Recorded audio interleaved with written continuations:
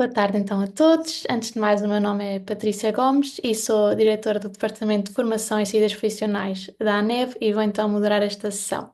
Começo por agradecer a presença de todos os participantes, assim como dos nossos convidados nesta sessão do estado das diversas áreas de Engenharia Biomédica em Portugal.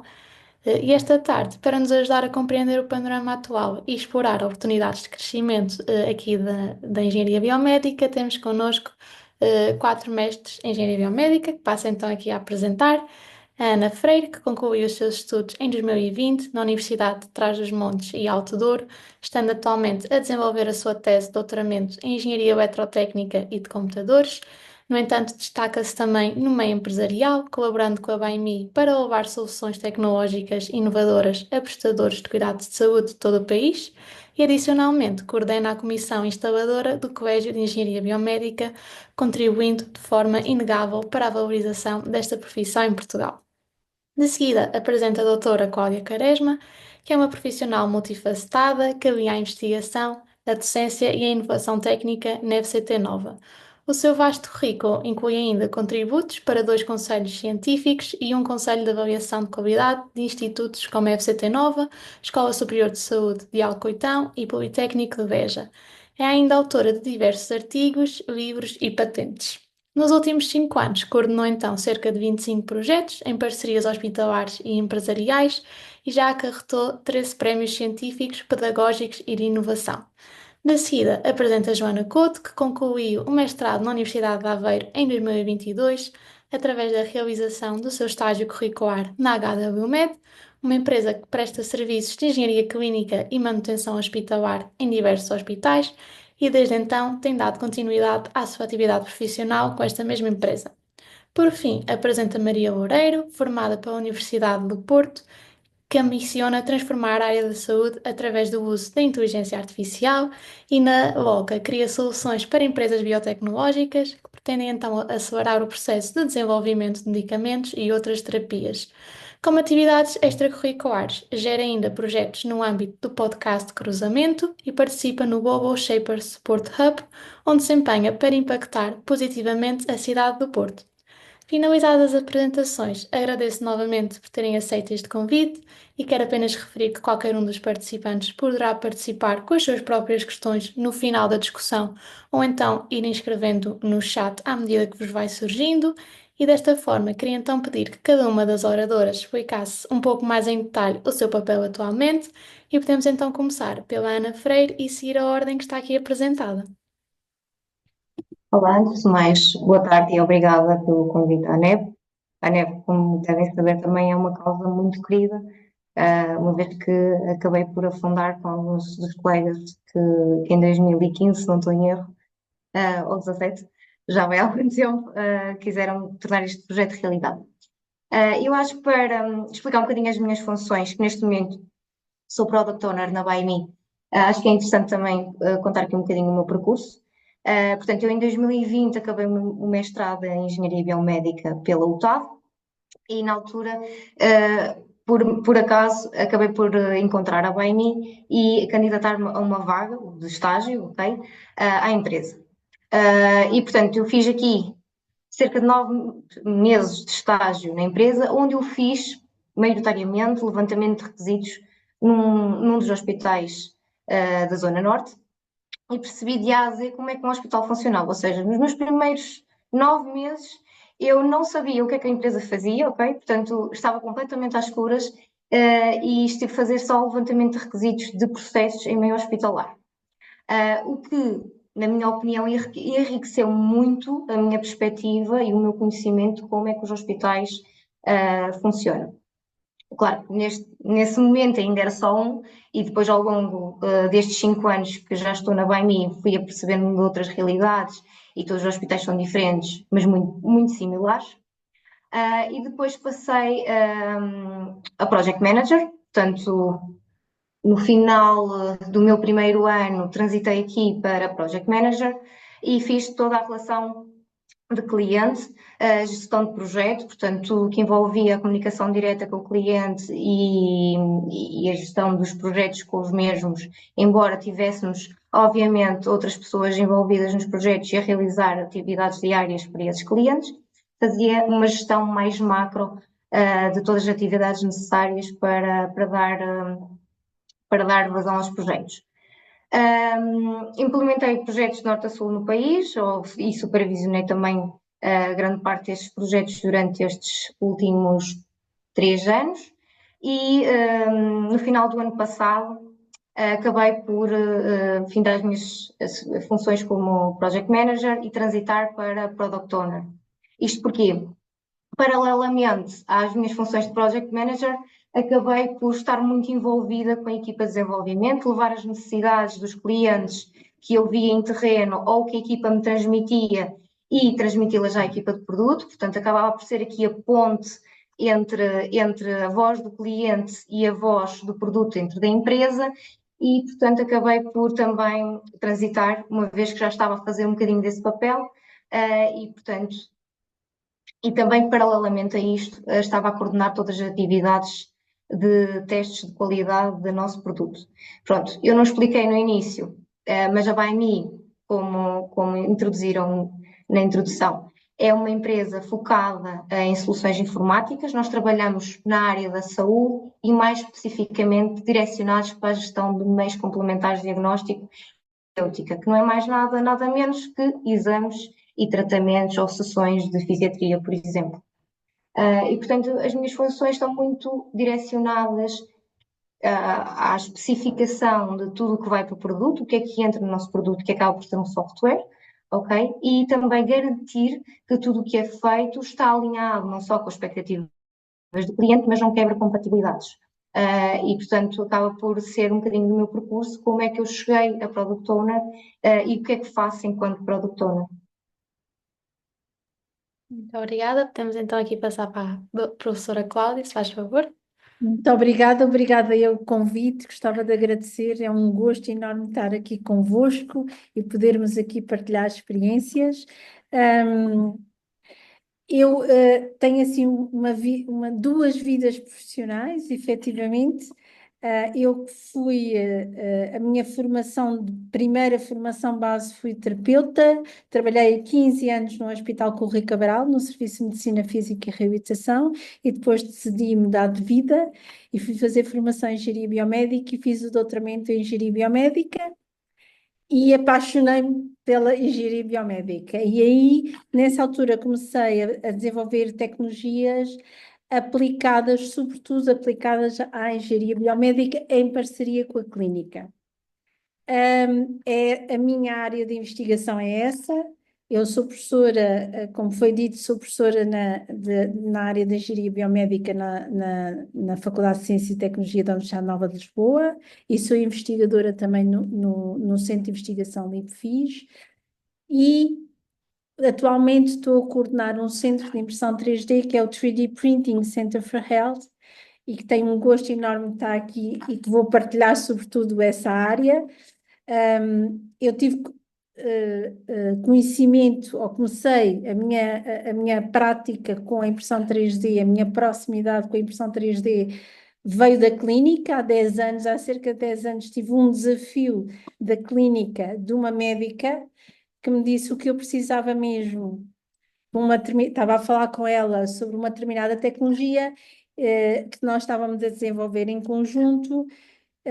E ela disse-me assim, olha, sabe o que é que eu precisava agora para um jovem de 16 anos? Era de um glúteo externo, uma prótese, com recurso à impressão 3D. E eu olhei para ela, pensei assim, disse, olha, não sei, nunca fiz isso, nunca fiz, mas vou tentar. E foi esta a minha primeira experiência com a impressão 3D. E desde essa altura tenho trabalhado muito com a impressão 3D e tenho desenvolvido muito essa área em parceria com a Engenharia Mecânica, também lá da faculdade, e percebemos que havia aqui uma necessidade enorme na área da saúde da clínica, havia uma lacuna enorme no desenvolvimento de dispositivos com recurso à impressão 3D. E nesse âmbito é que surge o Centro 3D Printing Center for Health, que foi criado em 2022. Neste momento, nós somos 63 voluntários, em que 50 são alunos de engenharia biomédica de diversas instituições. A maior parte são da nova FCT, mas temos também do técnico e da FCUL. Nós estamos abertos a todas as instituições e o que nós fazemos é desenvolvemos dispositivos com recurso à impressão 3D em co-criação, usando uma metodologia de co-criação. O que é que isto significa? Nós sentamos às mesas os médicos, envolvemos todos, médicos, terapeutas, enfermeiros, doente, prestador de cuidados, e todos nós estamos ao mesmo nível e todos nós participamos na identificação dos requisitos de um determinado dispositivo e todos nós participamos no desenvolvimento do dispositivo. Eu acho que desta forma e pela nossa experiência ao longo destes anos, pela esta experiência, desta forma, nós trabalhamos com os end users, com os utilizadores, desenvolvendo a tecnologia que os end users, eles vão usá-la. É mais fácil de envolvê-los e nós sabemos que esta vai estar adequada de acordo com as necessidades de cada uma das pessoas. E isto, em termos gerais, é aquilo que eu gostava de acrescentar àquilo que foi já dito pela Patrícia. Obrigada. A sua partilha. Podemos então passar para a Joana Couto. Olá, boa tarde. Desde já queria agradecer à ANEB pelo convite para participar.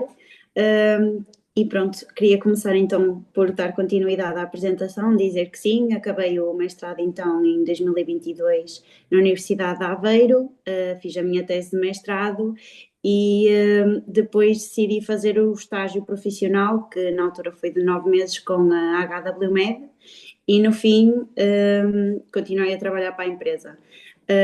Neste momento estou a trabalhar, não sei se sabem, mas a HWMed é uma empresa de consultoria na área hospitalar e neste momento eu faço parte da equipa de engenharia clínica da unidade de saúde da região de Aveiro, que engloba não só os centros de saúde e os cuidados de saúde primários agora, não é? Mas também o Hospital de Aveiro, o Hospital de Águeda e o Hospital de Estarreja.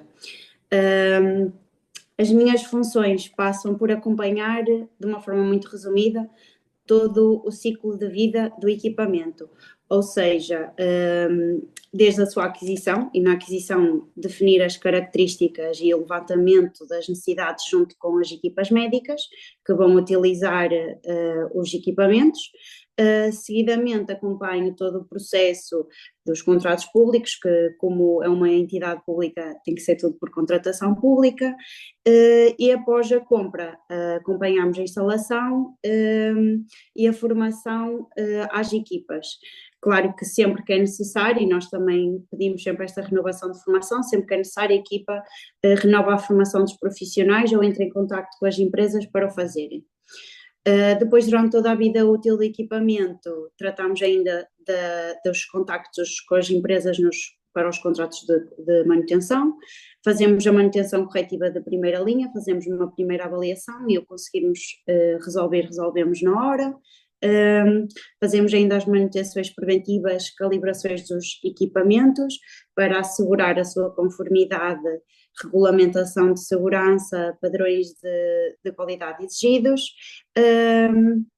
E depois, por fim, quando o equipamento já não cumpre as necessidades do serviço ou está obsoleto ou a sua reparação já não compensa face à sua vida útil, reparações que já sofreu, se já abateu o seu valor líquido ou não, enfim, tratamos do seu abate e da sua substituição.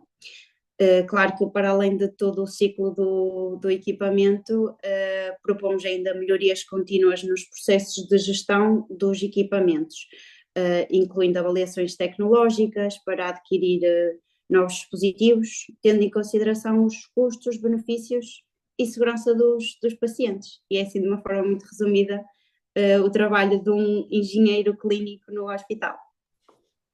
Muito obrigada e por fim passo então aqui a palavra à Maria Loureiro.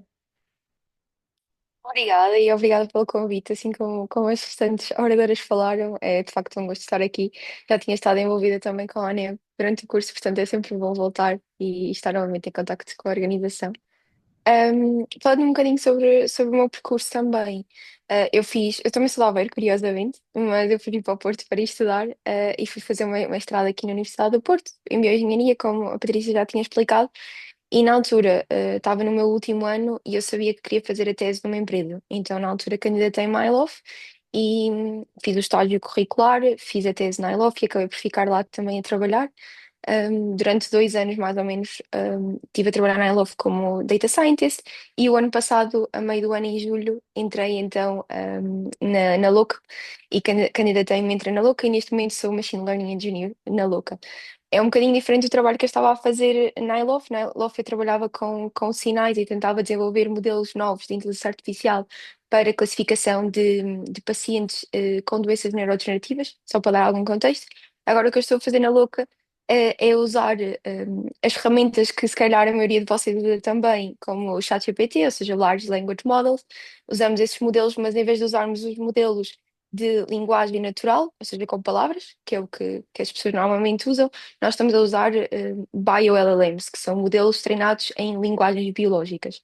Portanto, só para dar algum contexto, a Louca é uma consultora também, como a AWMed, só que neste caso nós fazemos software end-to-end, portanto, desde o início de uma aplicação até o fim, e nos últimos anos temos focado muito em inteligência artificial, especificamente para a saúde e para a área de life sciences.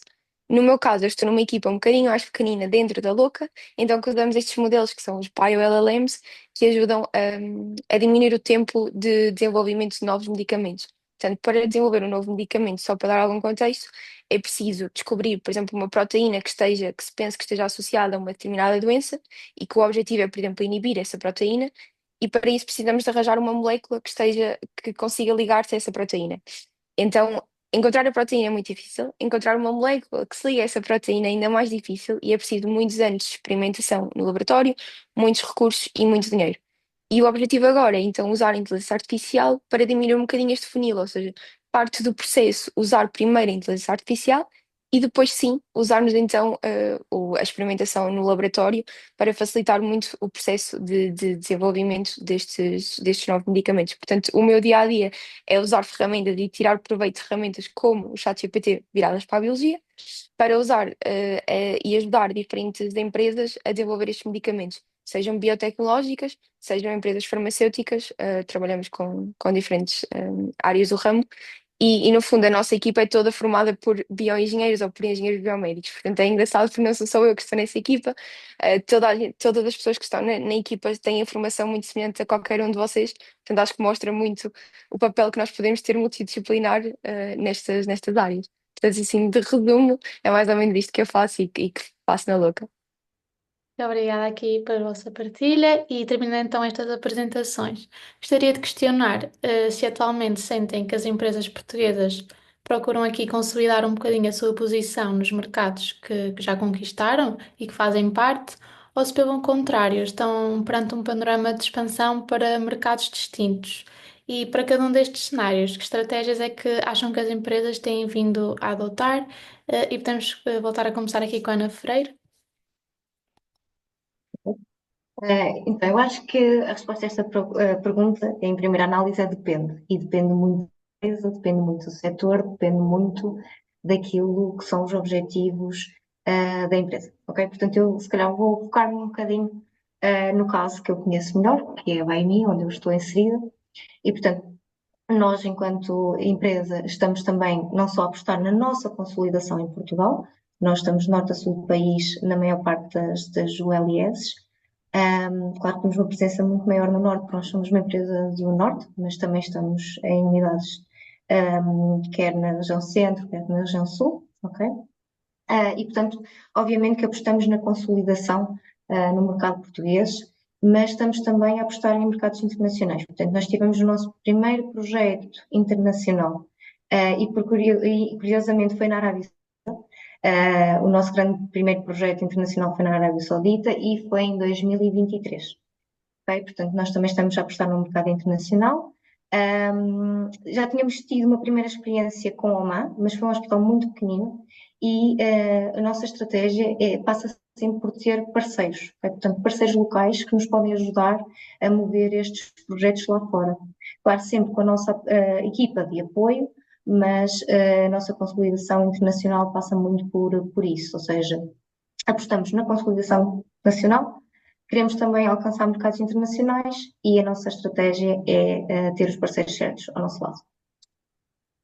Obrigada. Passo então aqui a palavra à Joana.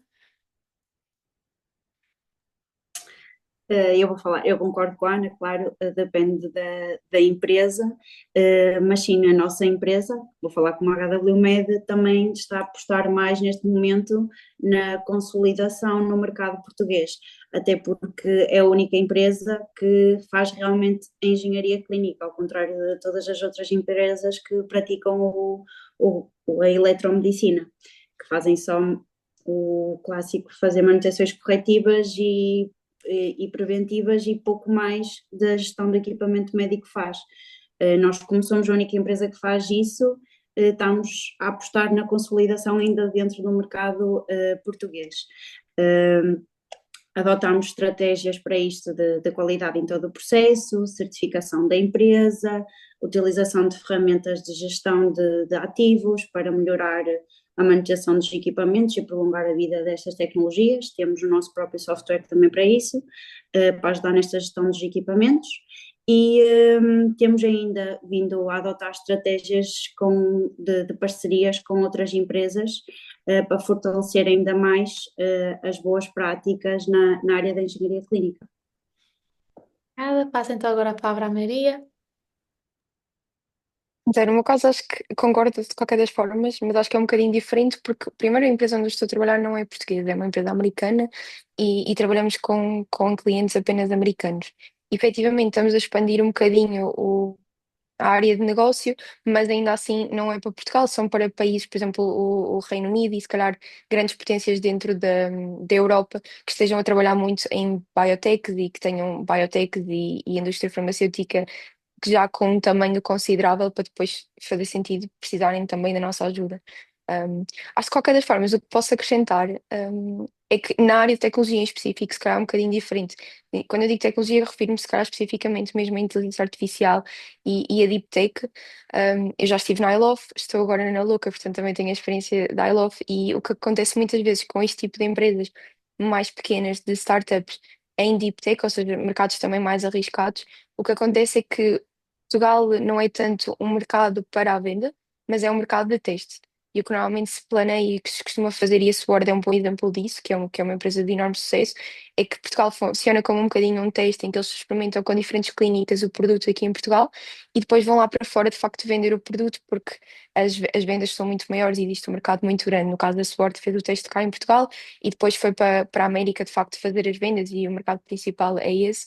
E sei de muitas empresas de deep tech e de biotech que fazem na mesma essa estratégia e que no fundo é um bocadinho diferente porque é uma área diferente também das restantes soluções.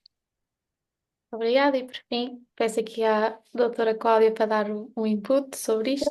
Cláudia, somos todas, porque assim estamos todas no mesmo, estamos todas aqui como palestrantes, por isso trate-me por favor como Cláudia. Bem, concordo com tudo o que foi dito. Eu vou falar um bocadinho também da minha experiência, porque nós temos uma proximidade muito grande com empresas e com hospitais, existe uma proximidade que é grande. E por isso é que nós desenvolvemos toda a tecnologia, envolvemos todos os stakeholders. E aqui, eu acho que resumindo, é um bocadinho, atualmente eu penso que as empresas portuguesas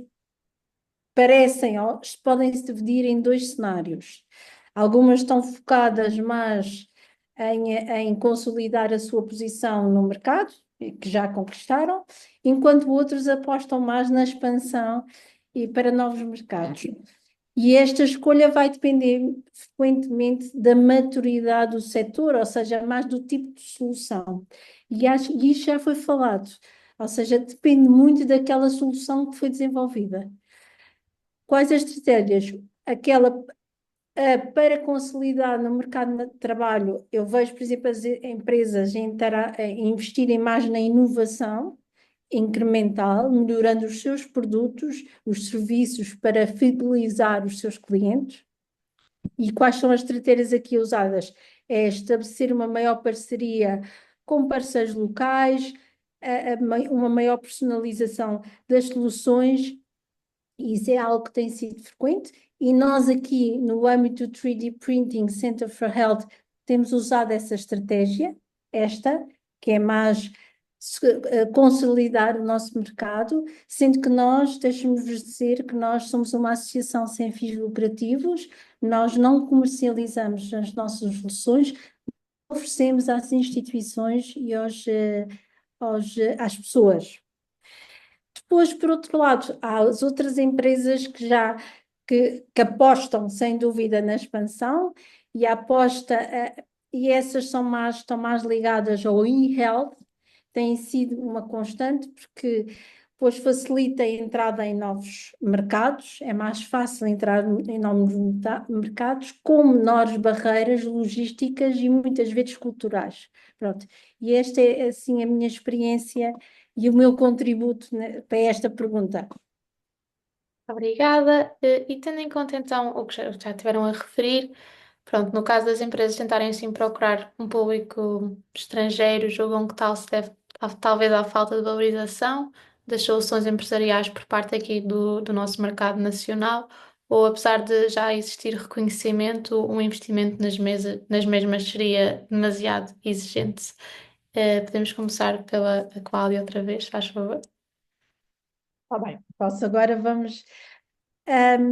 Relativamente aqui, eu acho que há muitas empresas que, depende da solução e depende da tecnologia. Pronto.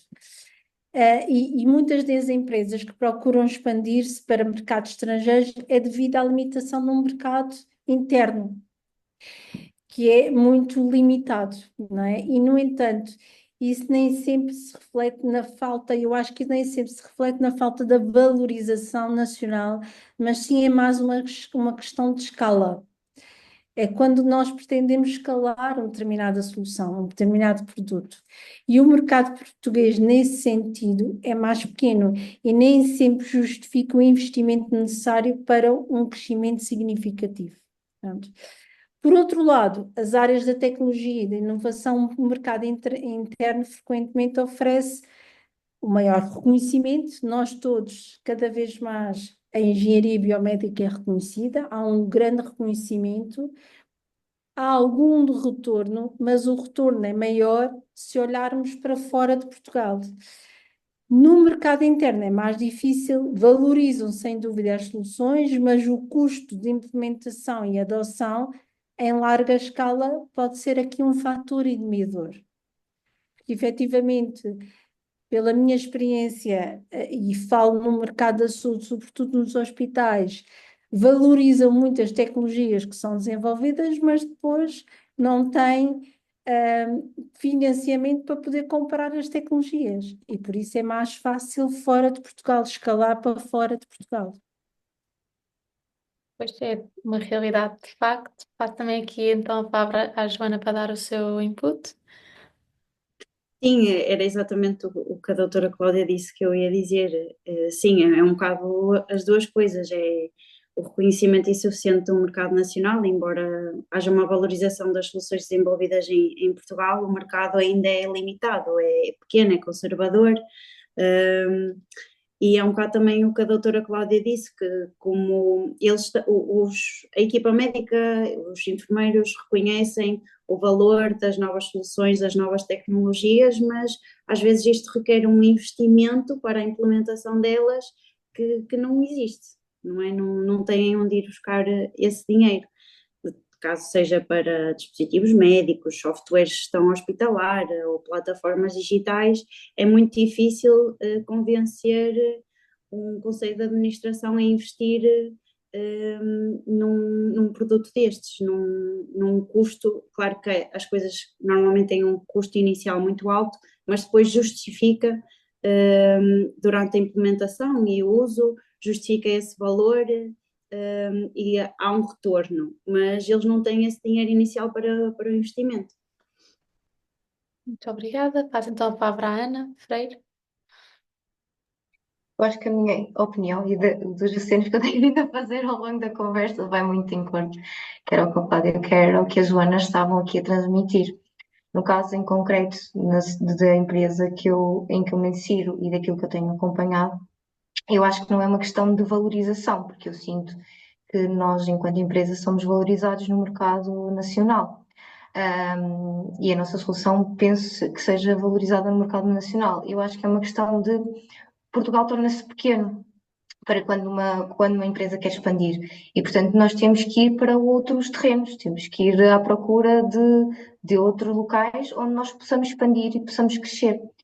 Quando eu digo crescer, é crescer em termos de volume, porque eu acho que Portugal é um país estrondoso para nós podermos crescer em termos tecnológicos. Portanto, como a Maria também mencionou há pouco, Portugal é um país incrível para nós fazermos pilotos, fazermos provas de conceito, para desenvolvermos coisas novas, porque as ideias e a inovação está cá e as pessoas que estão cá são pessoas inovadoras, que querem coisas novas, que estão à procura de soluções para aquilo que não têm. E, portanto, nós estamos constantemente a ter projetos novos, estamos constantemente a ter novas ideias, novos desenvolvimentos, novos produtos à conta das pessoas de cá de Portugal. Mas depois temos que partir para outra para conseguirmos ter a escalabilidade que queremos ter no mercado enquanto empresa. Portanto, eu acho que vai um bocadinho de encontro àquilo que já foi dito. E eu acho que não é uma questão de valorização, eu acho que as empresas de tecnologia e a parte de engenharia biomédica é cada vez mais valorizada. Eu acho que é mesmo por sermos um país pequenininho que mais tarde ou mais cedo as empresas para poderem vindar vão ter que ir procurar mercado lá fora. Exato, nós temos sempre esta ideia que a engenharia biomédica não está a ser valorizada e pronto, tem muito a ver com o que vocês já tiveram a dizer. E também queria perguntar aqui, Maria, por exemplo, o que é que te fez então escolheres uma empresa estrangeira? Se foi algo do que já foi mencionado aqui, se foi só uma oportunidade que te surgiu? Boa questão. No meu caso, foi uma oportunidade que surgiu, mas efetivamente não existia muito mercado para o tipo de emprego que eu estava à procura. Ou seja, em Portugal eu queria trabalhar com inteligência artificial e sabia que queria trabalhar em saúde, obrigatoriamente. As opções que eu tinha eram um bocadinho reduzidas, ou seja, além de investigação, que é sempre uma opção, e a academia, eu sabia que queria trabalhar na indústria. Portanto, isso deixava-me com algumas startups na área de biotech, I Love, onde eu já estava a trabalhar, a Sword era um exemplo, mas não havia muito mais exemplos, existem algumas em Lisboa, mas são muito empresas pequenas. Eu sabia que também queria experimentar uma empresa também maior, e portanto as limitações começam a surgir aí. E na altura acabou por ser efetivamente uma oportunidade que surgiu, soube que a empresa existia, soube que trabalhava em saúde e deu check nos meus requirements, nos requisitos que eu queria efetivamente trabalhar, mas que de facto não, pronto, é isso, não é fácil e não existe assim tanta oportunidade em Portugal dentro desta área específica e portanto acabam por ser as empresas estrangeiras que acabam por ser uma solução. Uma coisa que eu se calhar posso acrescentar ao que estavam a dizer é que na parte dentro do biotech e dentro de empresas que no fundo são startups e que precisam de muito investimento, isto ainda se torna mais gritante. Ou seja, Portugal nem sequer passa pela fase inicial, não passa pelos planos iniciais de venda, passa pelos planos iniciais de teste e não de venda, porque existem milhões que têm que ser investidos nessa empresa para criar um produto do zero. Existe um investimento muito maior e, portanto, se existe um investimento maior, tem que haver um retorno maior. E, portanto, tentando começar por Portugal, são poucas as empresas que depois conseguem lá estar, vingar e receber o retorno do investimento inicial, que foi dado à empresa. Obrigada. Queria então também perguntar se vocês conseguem destacar alguma novidade ou avanço na vossa área de atuação, e se acham que a taxa de novas soluções que estão a ser criadas tem aumentado ou estagnado nos últimos 20 anos, sobretudo aqui em Portugal. Podemos começar com a Joana. É assim, penso que sim, a engenharia clínica em Portugal tem evoluído significativamente nos últimos anos, especialmente desde 2018, quando começou-se a implementar práticas e processos inovadores neste setor, apesar de ainda haver muitos desafios em relação à maturidade de alguns mercados globais, temos trabalhado para transformar esta realidade. Algumas das tecnologias que destaco aqui. Claro que a inteligência artificial, não só para ferramentas para apoio diagnóstico, equipamentos médicos que já vêm com inteligência artificial, como a utilização da inteligência artificial até nos softwares de soluções de manutenções preditivas, que utilizam a monitorização dos equipamentos críticos, utilizam como é que eu hei de dizer? Os softwares que, no caso da HWMed, que trabalha com o da Arquimedes, utiliza a informação que tem do equipamento, das vezes que este avariou, para fazer uma predição de como é que o equipamento vai se comportar no futuro. Se é necessário reparar alguma parte dele antes dele avariar, que é isso que nós queremos sempre, que ele avarie, que consigamos prever essa situação e não deixemos que ele avarie na situação necessária. Para além disto, as plataformas de gestão dos ativos médicos, a introdução destas, que permite planear mais eficazmente as manutenções, a rastreabilidade do ciclo de vida dos equipamentos, otimizar os custos. E depois dentro dos equipamentos médicos, claro que nos últimos anos, até devido à pandemia, tem havido um grande upgrade dos equipamentos, a introdução da telemedicina e da saúde digital, dispositivos médicos portáteis com menos acessórios e cada vez mais pequenos, que são muito melhores para os pacientes, claro. Muito obrigada. Passo aqui a palavra à Maria. Sim, pronto, acho que a Joana também já mencionou, efetivamente, pronto, a inteligência artificial é a palavra do dia, diria, e têm sido feitos inúmeros desenvolvimentos em Portugal também. A Amália, que acho que está para sair e não saiu, é um desses exemplos, um ChatGPT português que de facto é importante investirmos também nessa área. E dentro da medicina, com a inteligência artificial, existem inúmeras iniciativas, com várias dessas empresas envolvidas e muitas outras que têm sido feito, sem dúvida. O Prémio Nobel o ano passado da Química foi para alguém que desenvolveu um modelo de inteligência artificial para perceber e para prever como é que as proteínas se conseguem criar uma estrutura terciária e quaternária. Portanto, no fundo, já existem imensos desenvolvimentos desde a facilitação do uso em tecnologia por pacientes, por médicos, em hospitais, que eu acho que são problemas entre muitas aspas simples do lado técnico da inteligência artificial, mas que acho que às vezes até têm mais impacto do que soluções muito complexas de, por exemplo, diagnóstico de doenças. Acho que os outros ainda temos tantos problemas pequeninos para resolver, que acho que esses em Portugal são os que estão a ter mais impacto, que estão a crescer mais e que faz todo sentido, porque ainda existem imensas formas de otimizar o processo clínico e a jornada do paciente, inúmeras formas que a inteligência artificial pode ajudar. Do lado da investigação também existem inúmeros desenvolvimentos. Por exemplo, no caso da Louca, nós conseguimos já ajudar, lá está, empresas a descobrir novos medicamentos, novas moléculas usando apenas a inteligência artificial, que eles depois validam no laboratório. Acho que isso é uma descoberta incrível de imensos investigadores que estão a criar estes novos modelos que depois ficam abertos à comunidade e que qualquer pessoa pode usar, e que acho que em Portugal, dentro da investigação, também podemos usar muito este tipo de modelos para facilitar e para acelerar muito o processo de descoberta de novos fármacos, no fundo. Obrigada aqui pela partilha. Passo então aqui a palavra à Ana Freire e depois então à Cláudia. Então, o que é que eu posso partilhar convosco? Nesta parte muito pouco, ok? Portanto, posso-vos dizer que temos coisinhas novas a surgir, portanto, nós temos projetos novos aqui para o início deste ano programados para saírem.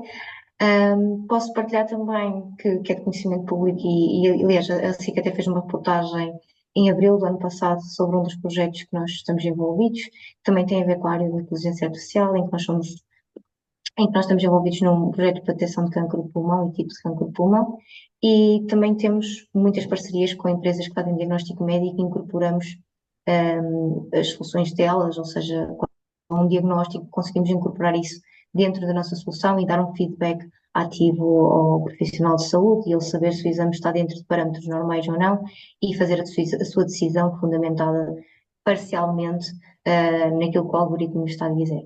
Portanto, no momento é aquilo que posso partilhar convosco, posso dizer que vamos ter coisas interessantes em breve, e é isso.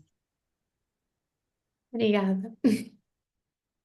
Bem, relativamente aqui a engenharia biomédica, eu gostava de começar um bocadinho mais geral e que todos vocês sabem, quer dizer, a engenharia biomédica é a única engenharia que conhece, tem conhecimento de engenharia e que tem conhecimento que consegue falar com a área da saúde.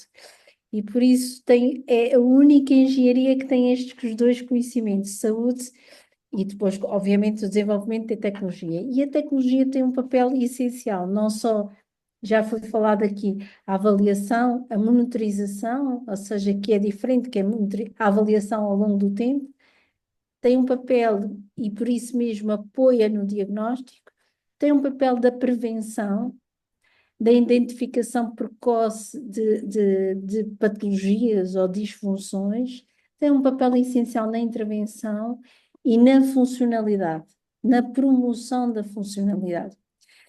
E a verdade é que a tecnologia tem temos avanços cada vez maiores neste âmbito, particularmente no uso da inteligência artificial, já foi aqui amplamente falado, também na impressão 3D, e também nas soluções digitais aplicadas à saúde. E no âmbito da impressão 3D, gostava de falar, para ser um bocadinho diferente, falar um bocadinho daquilo que nós temos feito, e uma das coisas é desenvolvimento de estruturas anatómicas para a impressão de estruturas anatómicas para planeamento de cirurgia. Por exemplo, no caso, nós temos imprimido corações de crianças que nascem com malformações congénitas, em que, em parceria com a clínica, nós damos estes corações ao cirurgião e ele faz o planeamento da cirurgia. E isto é uma forma essencial que é complementar à imagem médica, onde está com uma ressonância, não substitui, mas é complementar, e nós fazemos esta impressão destas estruturas anatómicas com base em imagem médica, após a segmentação, ou podemos também desenvolver próteses com recurso à impressão 3D, em que podemos associar, por exemplo, a sensorização, por exemplo, a eletromiografia. Como é que nós podemos controlar uma prótese com recurso à impressão 3D, em que, através de reconhecimento de padrões de atividade muscular, as pessoas com amputação, as crianças, podem controlar e realizar um conjunto de controlar a sua prótese e realizar um conjunto de movimentos.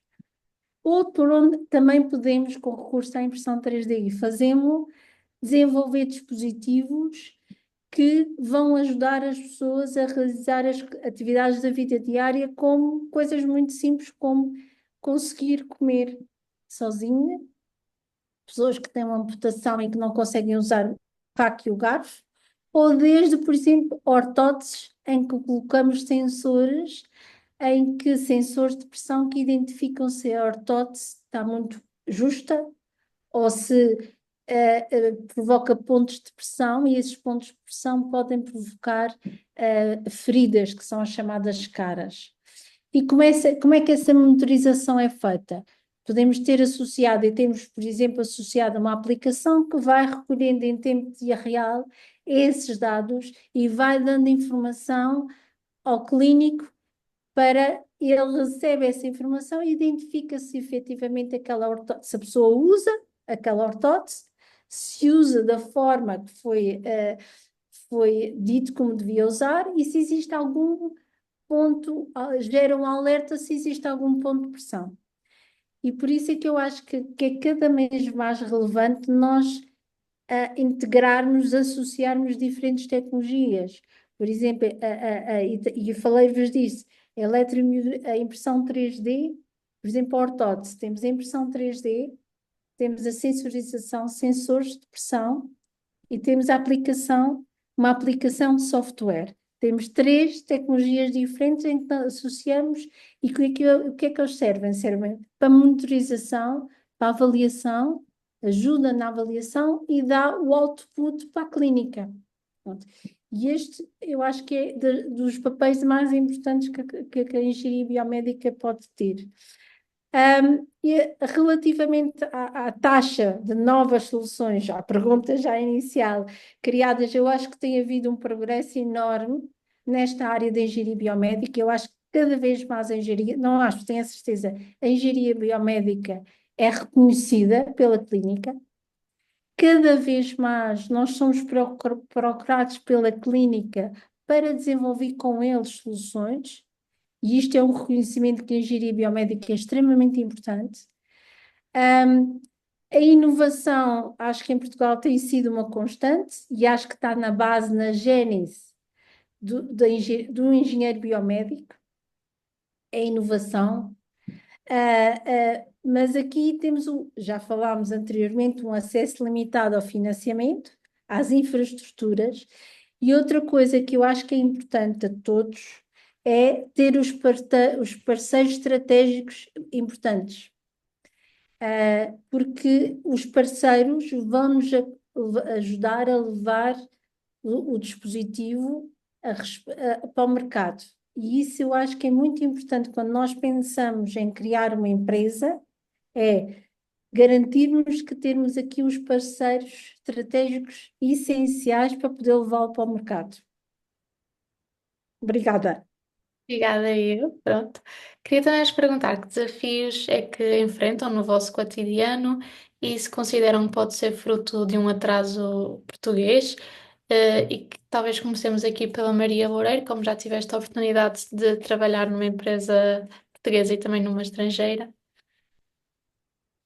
Sim, olha, acho que um dos desafios, pronto, foi aquilo que já falámos, que é o financiamento. Financiamento de empresas, dos projetos, que é um grande desafio de facto enquanto trabalhamos em Portugal. Acho que muitas das soluções também passam e uma ajuda muito grande vem da União Europeia. Ou seja, existem muitos projetos de financiamento que nos ajudam a ter uma ajuda extra nas empresas e que ajudam a avançar a inovação mais para a frente. Outro desafio também grande, e aí é uma parte, ou seja, tens a parte positiva da União Europeia que te traz um financiamento um, melhor e que te permite ter mais ferramentas do que terias se estivesse Portugal sozinho. Por outro lado, tens uma parte mais negativa quando comparamos, se calhar, com uma América, que é a parte da regulamentação. Que existe uma regulamentação muito grande na União Europeia, tanto na parte de regulamentação para a área médica, para dispositivos médicos, como para a parte de inteligência artificial. Na América tens a FDA, aqui na União Europeia tens a EMA, e muitos dos processos também, ou seja, esta também é uma das preocupações e um dos desafios que as empresas enfrentam na área de grande inovação de biotechs que enfrentam, e uma das razões também para irem muitas vezes para o mercado americano é para fugir desta regulamentação da União Europeia, que é mais restrita, que eu não estou necessariamente a dizer que é má, mas que de facto é um desafio extra. E quando falamos de soluções de inteligência artificial, mantém-se, ou seja, não é só na parte dos dispositivos médicos, mas também na inteligência artificial. Já saiu o EU Act, com a regulamentação. No caso da América, já houve regulamentação. Agora, com a nova direção, do país, vai deixar de haver regulamentação tão restrita também, o que é obviamente uma preocupação. Mas isto para dizer que existem alguns entraves extra, ao uso da inteligência artificial aqui. Na minha opinião pessoal, ainda bem, existem entraves por algum motivo e acho que fazem sentido. Mas que são muitos desafios, ou seja, é a troca entre inovar, nós queremos inovar, queremos trazer inovação, mas que às vezes a regulamentação pode atrasar um bocadinho esse processo. Na minha opinião pessoal, acho que é uma coisa boa, acho que devemos trabalhar com a inovação, com a regulamentação para conseguir, de facto, entregar soluções certas e soluções que possamos confiar, porque existe a regulamentação nas outras áreas todas por algum motivo, para podermos confiar nas soluções. Portanto, eu até sou bastante apologista dessa regulamentação, mas sei que é um desafio para empresas de inovação tecnológica com a inteligência artificial ainda mais. Ou seja, se estás a desenvolver um dispositivo médico que tem inteligência artificial, tens estes dois lados da moeda que têm dois desafios muito grandes, tanto do financiamento como da regulamentação. Obrigada. Passo então aqui a palavra à Ana Freire. Eu acho que, tendo a concordar aqui com a parte do financiamento que a Maria falou, eu acho que, no meu caso em particular, não é algo que eu sinta e que afete diretamente o meu cotidiano, mas aquilo que eu vejo no global e aquilo que eu vou percebendo, é que existe muito esta questão do financiamento e muito parte do financiamento acaba por vir de projetos financiados europeus ou do Portugal 2030 ou algo do género, e acaba muito por ser esses fundos que acabam por mover muito do, do, de tudo que é público, não é? Portanto, não estou só a falar aqui de hospitais, ou do LIS, ou estou a falar de tudo o que é público. Portanto, eu acho que isso é algo que é transversal a várias áreas no país, não só à parte tech, digamos assim. Portanto, eu acho que isto é algo transversal e que acaba por também impactar noutras áreas.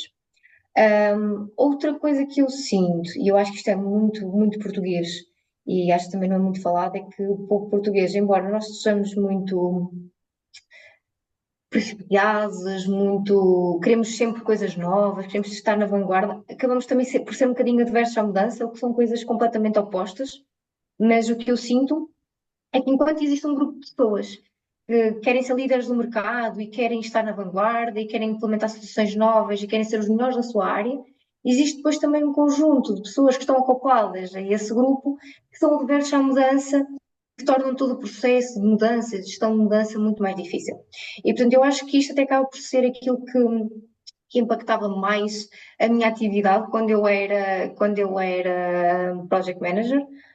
Agora acaba por não ser tanto um ponto, mas era uma coisa que eu sentia muito. Portanto, temos aqui uma percentagem, um grupo de pessoas que é muito proativo, quer é um yes man, vamos a isso, mas depois temos outro grupo que acaba por puxar os outros atrás e, portanto, os processos às vezes não decorrem com a celeridade que nós estamos à espera. No meu dia a dia, hoje, aquilo que eu sinto, eu acho que acaba por não estar ligado ao país em si, eu acho que acaba por estar ligado também a, não sei, à nossa cultura, é que, como é que eu vou explicar isto? Eu acho que temos alguma burocracia excessiva associada a alguns pontos e acaba também por tornar os processos um bocadinho mais difíceis. Ou seja, acaba por ser um conjunto entre financiamento, personalidade ou perfis de pessoas e depois burocracia do país. Que eu acho que não é só o país, porque temos a União Europeia e outros países têm burocracia igual, mas acaba por também estar ligado a um bocadinho disso que a Maria já falou também. Obrigada, passo aqui a palavra à Cláudia. Bem, eu estava a ouvir-vos e concordo com tudo, pronto, com tudo o que foi dito aqui, porque efetivamente acho que, como a Maria falou, a regulamentação é extremamente importante. Acho que é importante, acho que às vezes, quando nós estamos a desenvolver uma tecnologia, é muito importante as pessoas conhecerem como é que é a regulamentação, que passos é que precisa adotar, porque depois, às vezes, a falta de conhecimento e de experiência obriga-nos a voltar para trás e a perder tudo o que fizemos até a essa altura, porque a regulamentação é muito restrita, pronto, e tem uns passos que são extremamente importantes. Depois estava a ouvir a Maria, a Ana, e estava a concordar. Acho que culturalmente nós temos um dos grandes desafios que enfrentamos todos, e acho que todos, é a burocracia, e acho que há outros países têm, mas nós em Portugal temos efetivamente, somos muito burocráticos, há uma falta de agilidade nos processos e isso limita o ritmo da inovação e do crescimento. E isso é difícil, às vezes é difícil ultrapassar. A falta, a dificuldade às vezes de sair da zona de conforto ou de arriscar, que isso tem a ver com a personalidade, é mais cultural, também a Ana falou, também acho que está tudo interligado. Muitas vezes as pessoas têm dificuldade em sair da zona de conforto, mas um dos maiores desafios que eu sinto e que acho que é comum a todos é esta, sem dúvida, a burocracia. É difícil, é altamente burocrático e é a falta de agilidade e isto limita, sem dúvida, a inovação. Uma tecnologia, por exemplo, eu estou aqui num processo de 2 registros de patentes, que estou uma delas há 2 anos. Um dia eu dizia, a inovação ao fim de 2 anos, a inovação já foi. Uma tecnologia ao fim de 2 anos que leva para registro de patente já não é inovação, já não é novidade. Pronto, e isto é a parte burocrática. Depois, e é engraçado, eu vim agora há pouco tempo da Holanda, onde estive lá, e efetivamente o ecossistema, a personalidade, culturalmente é completamente diferente. O ecossistema é muito mais colaborativo e são eficientes. Ou seja, e isso é inspirador. Também nós devemos olhar para eles e tentar fazê-lo idêntico. Lá a interação, existe uma interação muito grande entre as universidades e as empresas. E essa interação é feita de uma forma muito fluida, é uma comunicação muito fluida. E isso é muito bem articulado. E é algo que eu acho que Portugal, que nós todos devíamos fazer um esforço para todos, para adotar e sermos mais ativos, proativos para que isso aconteça. Obrigada. Passo então aqui por fim a palavra à Joana, se ainda tiveres assim alguma coisa a acrescentar. Sim, eu não posso deixar de concordar com tudo o que foi dito, é tudo verdade, e acho que chegamos sempre ao mesmo problema. Há também uma resistibilidade para a inovação, de quererem implementar medidas inovadoras, há uma certa resistência que se encontra, é verdade, e que depois, quando se tenta ver aquém disso, ok, nós até melhoraríamos com isto, voltamos ao mesmo, que é a falta de financiamento, ok? Até se calhar é uma boa solução, mas não temos financiamento para o fazer. E andamos sempre aqui num loop de quando finalmente percebemos, olha, isto é uma mais-valia, não há financiamento e é sempre um bocado a mesma situação. Em Portugal, na minha área, já sabemos que ainda estamos muito na área da eletromedicina e não se vê muito aquém disso, enquanto que noutros sítios, eu não posso deixar de mencionar o Brasil, não é? A engenharia clínica está implementada nos hospitais de uma forma completamente diferente. Também um pouco do que já disse anteriormente, a engenharia clínica no Brasil aborda a predição e proatividade uma abordagem preditiva e proativa para a gestão dos equipamentos, enquanto que nós aqui é uma manutenção corretiva da primeira linha. E quando o equipamento avariou, temos de tentar arranjar, e se o serviço tiver que ficar sem equipamento durante uma semana, e fica, e tem que se desmarcar consultas, e claro que os recursos humanos ficam desperdiçados, porque há muitos profissionais que sem um equipamento não conseguem trabalhar, e que se houvesse aqui uma melhor gestão, isto não aconteceria. Obrigada. Estamos então a chegar aqui ao fim da nossa roundtable e para finalizar queria-vos perguntar que competências sentem que faltam aos jovens profissionais que estão agora a entrar no mercado de trabalho e que estratégias é que recomendam para os estudantes que procuram maior empregabilidade nesta área em geral. Podemos então começar pela Ana Freire e depois seguir a ordem que está aqui. Ok, então, eu acho que vou ter uma opinião um bocadinho distinta aqui das restantes pessoas. Eu sou uma pessoa muito focada no global. Ou seja, para mim, eu sou uma pessoa que dá muito valor ao sentido de compromisso, a não sermos centrados no eu, mas sim na valorização ou do produto ou da empresa em que estamos ou do projeto em que estamos inseridos. Não precisa de ser uma empresa, ok? Mas sim termos determinados valores e defendermos esses determinados valores, ok? E, portanto, eu acabo por ser uma pessoa mais ligada a esse tipo de coisas e, portanto, a minha opinião acaba por estar muito relacionado com a minha experiência. Claro que somos todos diferentes, claro que estamos todos pesos diferentes, a coisas diferentes, e portanto o meu contributo aqui vai estar muito relacionado com este primeiro tópico que eu vos estou aqui a dar. E portanto eu acho que aquilo que eu mais sinto é aqui a falta de compromisso, ou seja,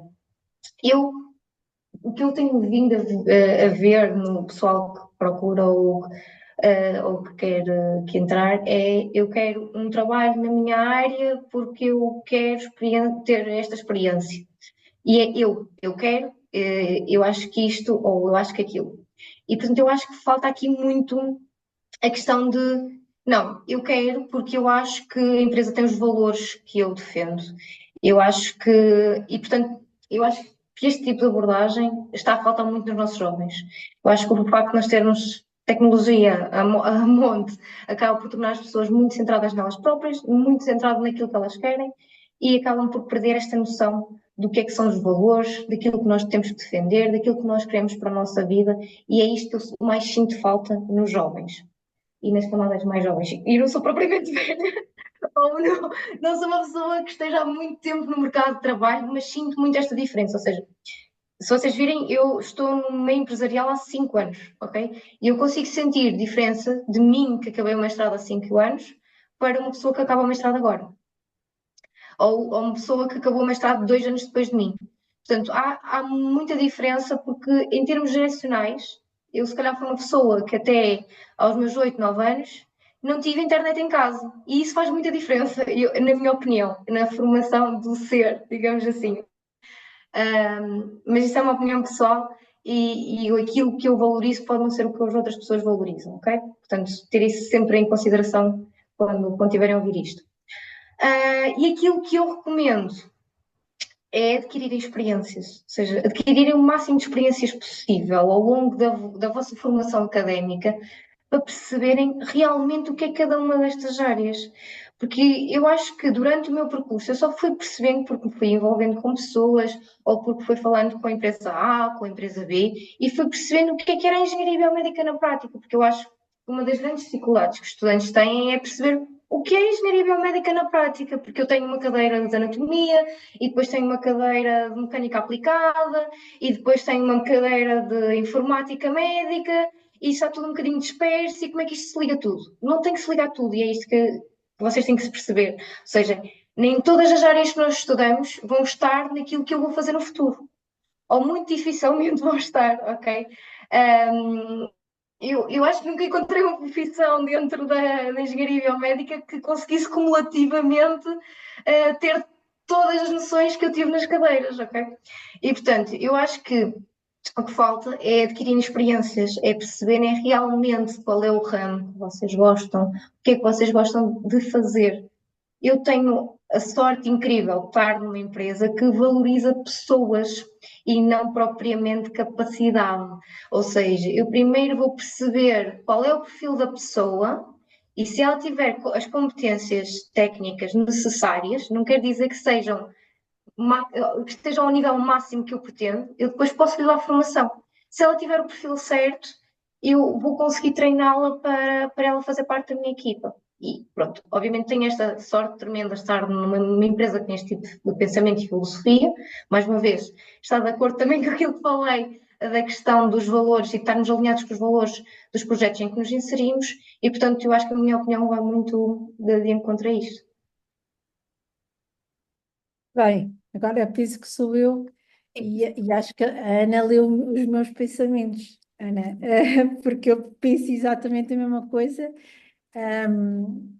e eu costumo partilhar isto com os meus alunos. Efetivamente, acho que é preciso, sinto que por vezes falta uma combinação entre o equilíbrio entre as competências técnicas e comportamentais.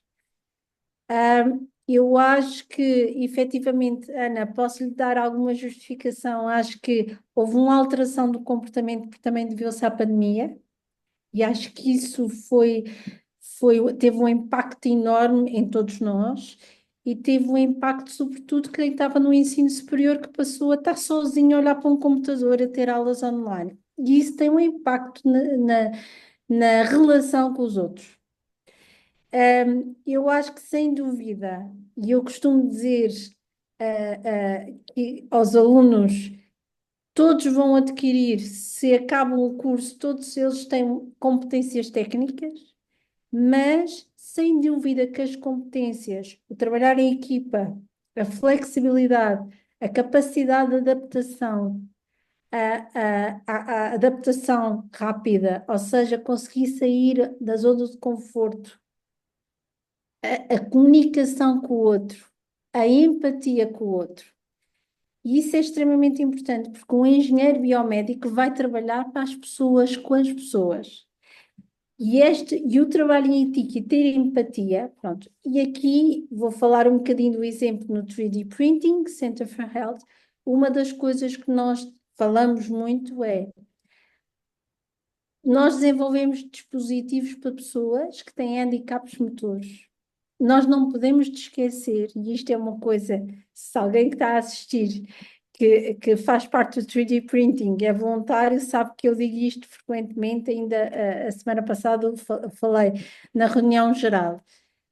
Nós não podemos esquecer que do outro lado temos uma pessoa que tem uma expectativa e que está à espera daquele dispositivo que vai lhe mudar a vida.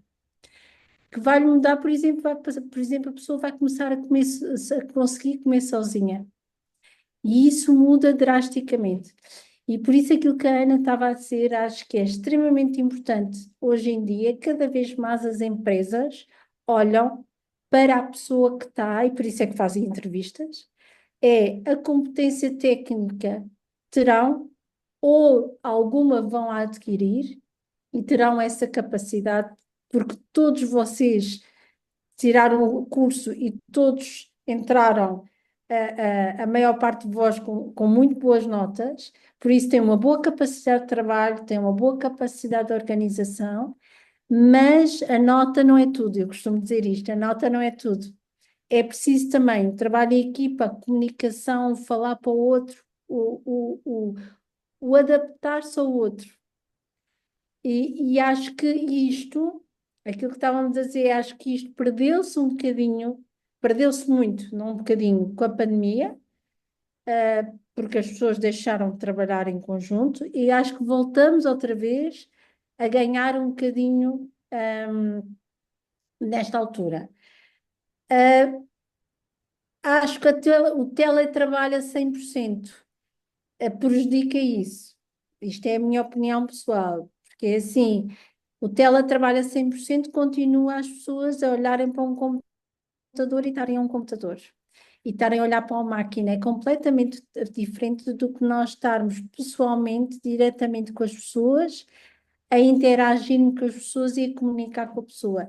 E isso depois leva a gerações que a Ana estava a dizer muito mais egocêntricas, muito olharem para si. Mas as empresas hoje em dia olham muito para as competências pessoais e as competências técnicas terão, mas olham muito, por isso é que a entrevista é crucial, olham para as competências pessoais.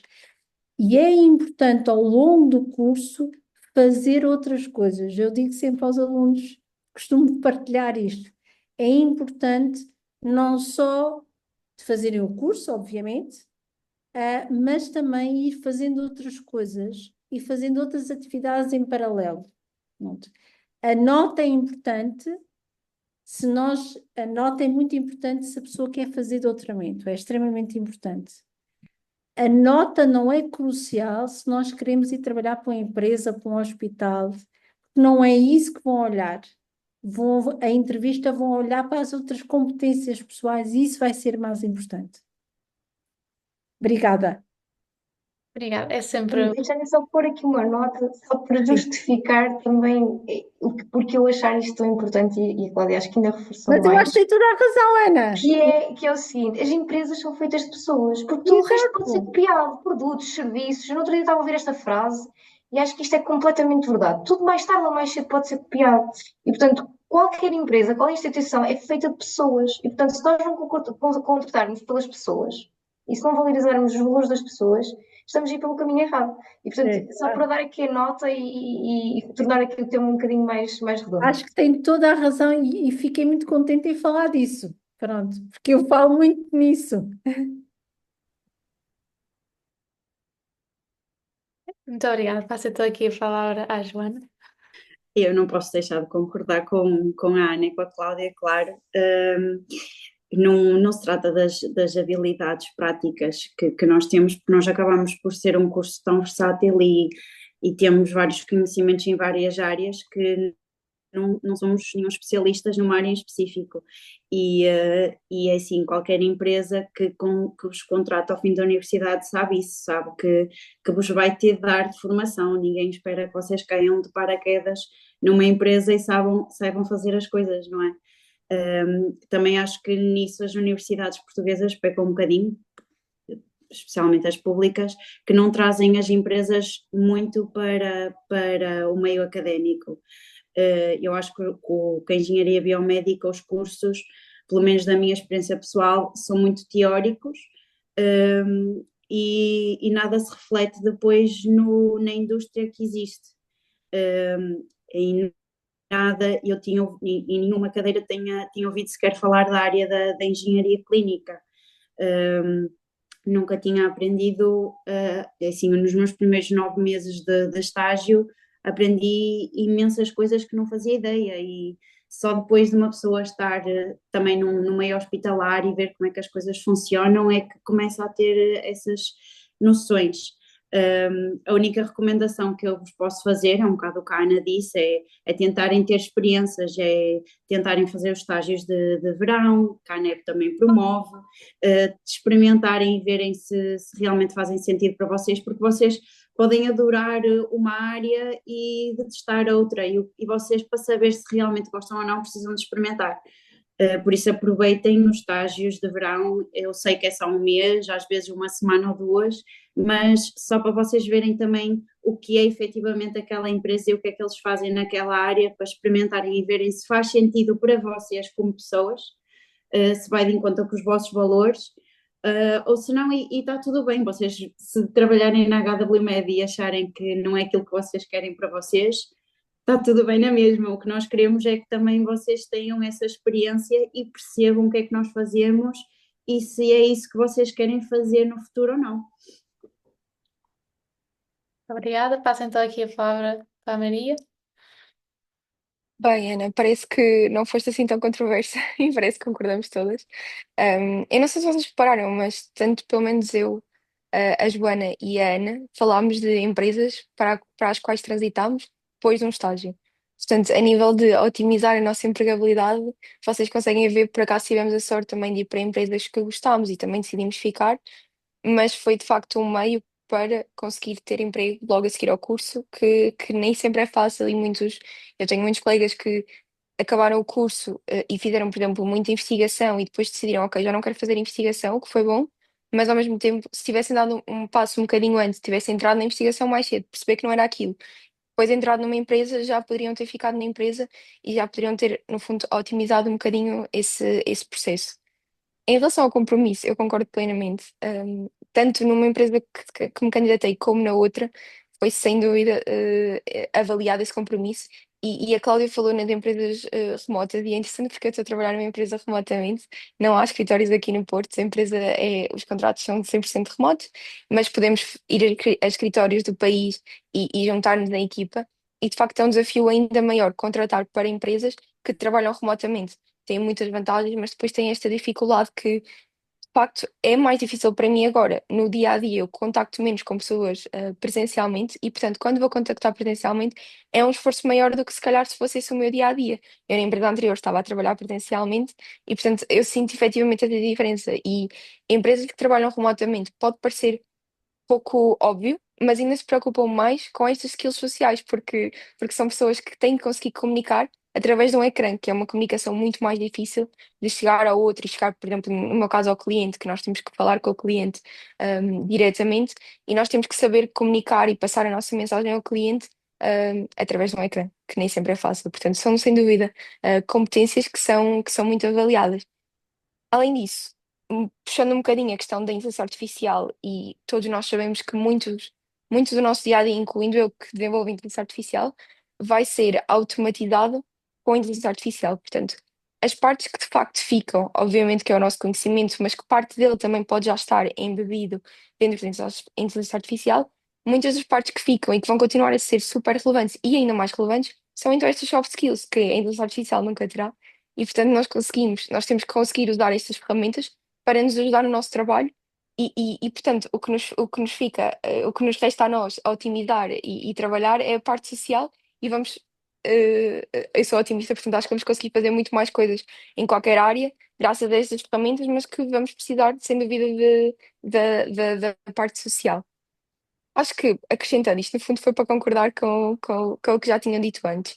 acho que acrescentando, mostrar entusiasmo e paixão. Ou seja, eu acho que isto é muito importante de, como a Ana falou um bocadinho no início de, ok, estamos a candidatar a um estágio e estamos a candidatar a um estágio para ganhar experiência, as pessoas sabem disso que estão a receber a nossa candidatura, mas também porque gostamos daquele estágio, não é só porque queres experimentar qualquer coisa, não. Se vimos alguma coisa interessante naquele estágio, então mostrem paixão, mostrem entusiasmo, mostrem compromisso e mostrem consistência de aquelas pequenas coisas que às vezes também sinto alguma diferença que eu faço e que nem sempre acontece, a consistência de responder e-mails atempadamente, de estar à hora nas reuniões, de estar à hora nas candidaturas, de mandar dentro do prazo certo. São pequenas coisas, mas que quando falham é o suficiente para distinguirem a vocês de outra pessoa qualquer que se está a candidatar. E agora com a globalização e com o trabalho remoto, por exemplo, que vocês podem ir muito para essa área, vocês estão a competir com o mundo inteiro, ou pelo menos com Portugal inteiro. E, portanto, dificulta muito tu estares, em vez de estás a competir só com as pessoas da tua cidade, estás a competir com um país inteiro ou com uma Europa inteira ou com o mundo inteiro, o que for.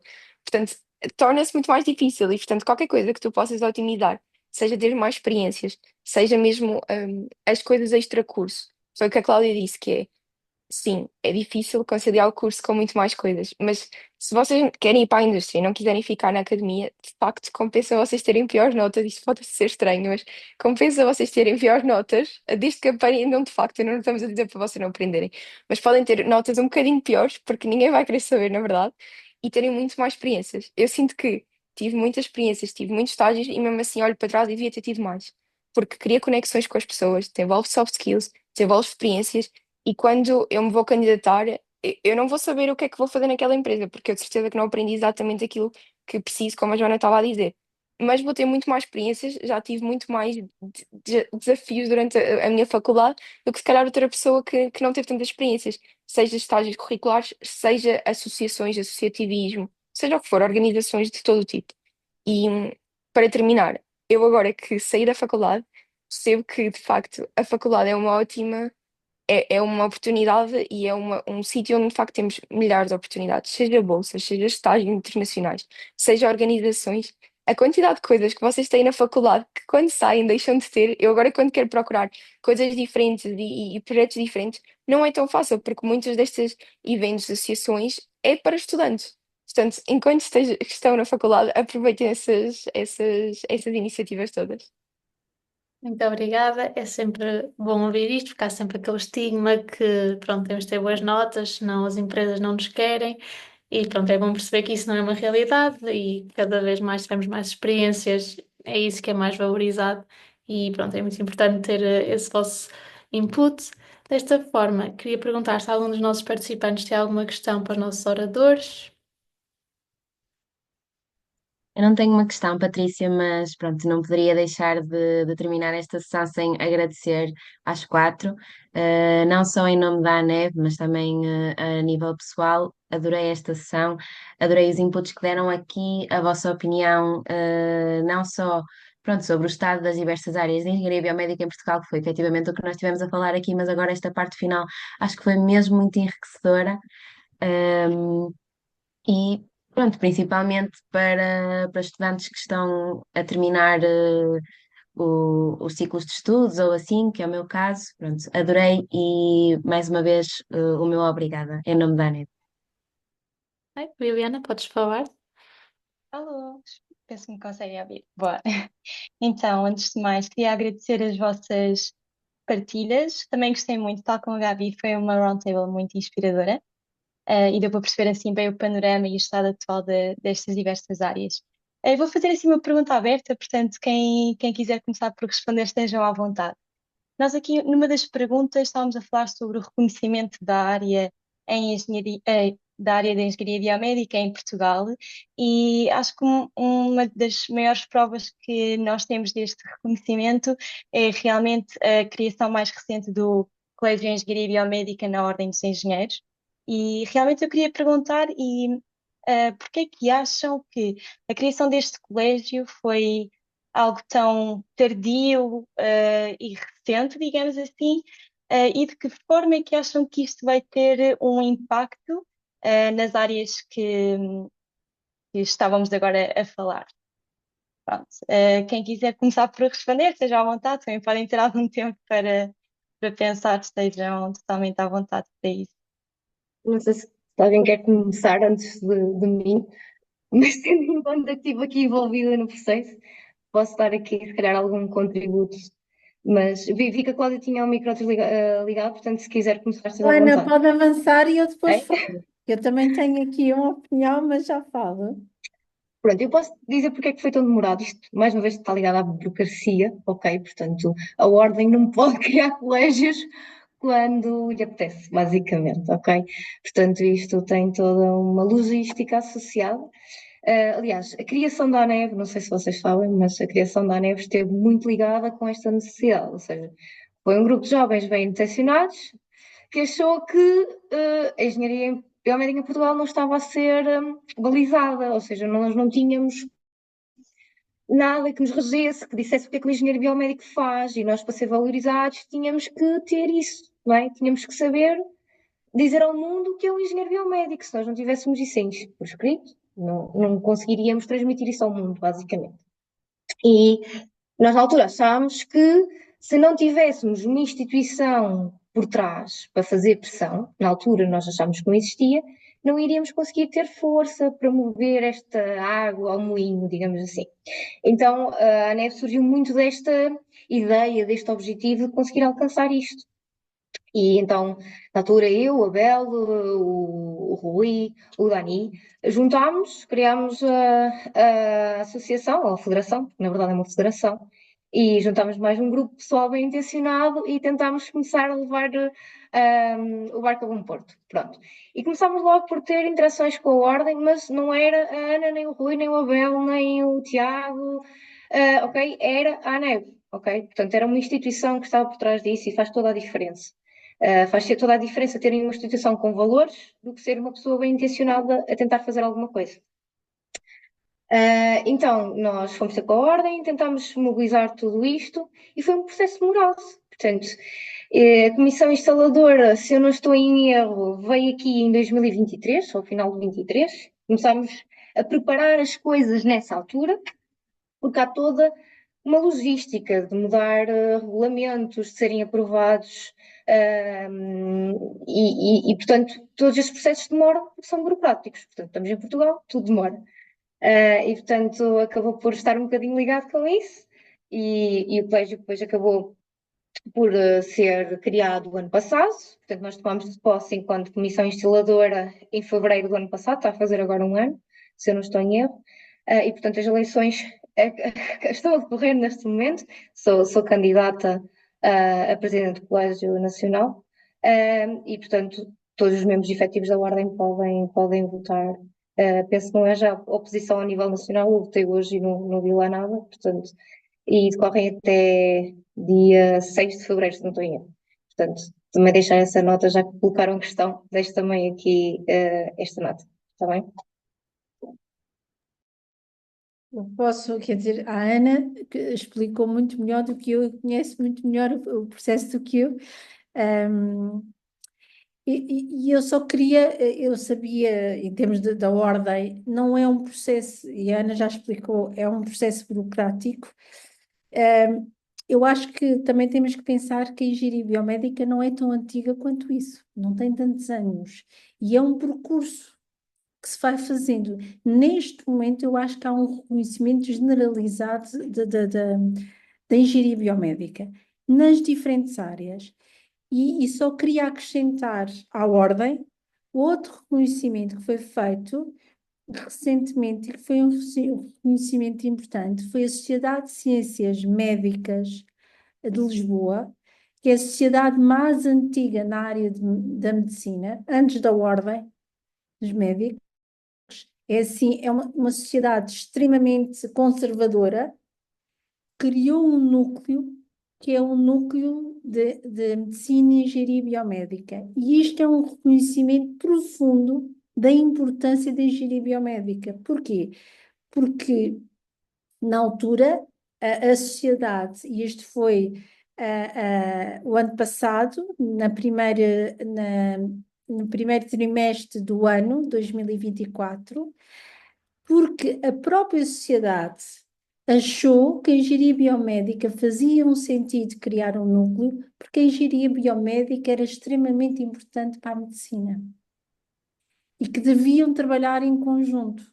E este núcleo foi criado, onde tem alunos de engenharia biomédica, tem os núcleos, tem associações de várias universidades aqui de Lisboa, porque é uma cidade de ciências médicas de Lisboa, e tem professores das diferentes faculdades.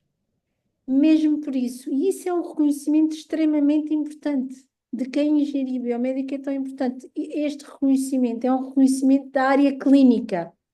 A Ordem reconheceu e é um reconhecimento extremamente importante, mas aqui temos outro reconhecimento que é da área clínica, que é volto a dizer, é uma sociedade extremamente conservadora.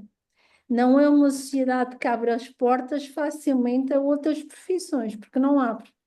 Por isso é de nós ficarmos todos muito satisfeitos, muito contentes com isso.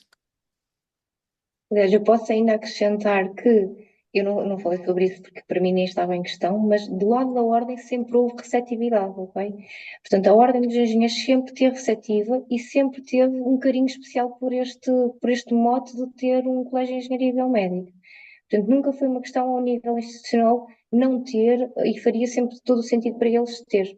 Desde o momento zero em que eu não fazia parte da ordem, era mesmo estudante, ok? Como qualquer pessoa que é estudante pode ser, mas sempre houve este carinho pela causa, digamos.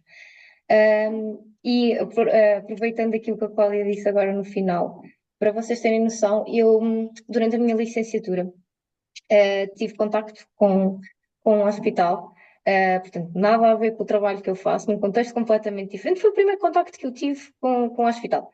E lembro-me perfeitamente de estar a entrar no hospital e perguntarem: mas os alunos são de que curso? Que curso é esse que esses alunos são? E estava eu, outra colega, eu acho que no máximo éramos 3 estudantes, ok? E na altura o diretor de curso respondeu assim: sou de engenharia biomédica. E a resposta foi: mas eu não quero ninguém cá de engenharia biomédica, para que isso serve? Não faz sentido nenhum. Quero engenheiros informáticos, ok? Eu posso-vos dizer que a uma certa altura no meu percurso já passei novamente por aí, por esse hospital, e a receptividade do que é o engenheiro biomédico mudou completamente e mudou no espaço de 2 anos, 3 anos no máximo, ok? Portanto, a mentalidade e o reconhecimento está a mudar e acho que é importante também deixar-vos essa nota. Muito obrigada então pela vossa partilha. Caso mais ninguém queira intervir e também para não alongar muito mais a sessão, dou então por finalizada a nossa roundtable. Volto a agradecer novamente a presença de todos e a disponibilidade das nossas oradoras. Foi um gosto ouvir a vossa partilha de ideias e julgo que todos nós temos agora uma perspectiva renovada de como está o panorama atualmente. E muito obrigada e até uma próxima oportunidade.